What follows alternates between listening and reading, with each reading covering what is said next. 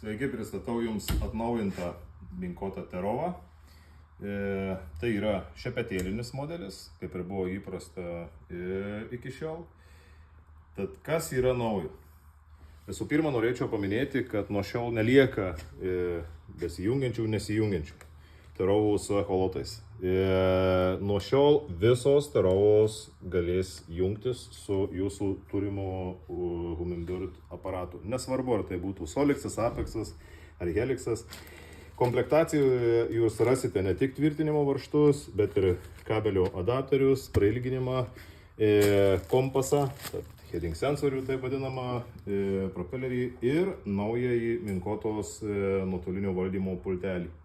Nuo šiol pultelis nekraunamas, tad kabelio neieškokite, nerasite. Viduje yra dvi baterijos, kurios laikys iki 4 mėnesių. Beje, jos nėra kažkokios įmantrios, jų galite rasti ar degalinėje, ar paprastoj parduotuvėje. Tad kas iš esmės naujo? Pastebėsite, kad neliko liftas įsto, tai yra spyruoklis, kuri nuimdavo šiek tiek svorio.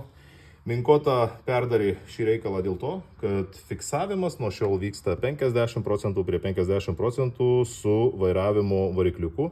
Tad ši vieta sustiprėjo ko ne trigubai. Viduje naujas valdymo modulis ir viršuje taipogi yra instaliuotas visiškai naujas valdymo modelis. Ši Terova dirba su šviežesne ir sekančios generacijos programinė įranga. Taipogi galite suporuoti turimą Terovą su OneBoat Network programėle, jie paprasčiausiai instaliavęs į savo telefone. Ten jūs galėsite naudotis visomis funkcijomis, kas buvo lig šiol pasiekiama tik pultelio pagalba. Tad nuo šiol net ir užmiršus pultelį jokių problemų, nes tiek kalibracija, tiek laidas, tiek programinius atnaujinimus, viską rasite OneBoat Network programėlėje. Terova įgavo dar naujų funkcijų kaip drifto režimas, apie jį, manau, pateiksime jums atskirą video paaiškinimą, kas tai yra. Tai nuo šiol Terova turi daug daugiau raumenų.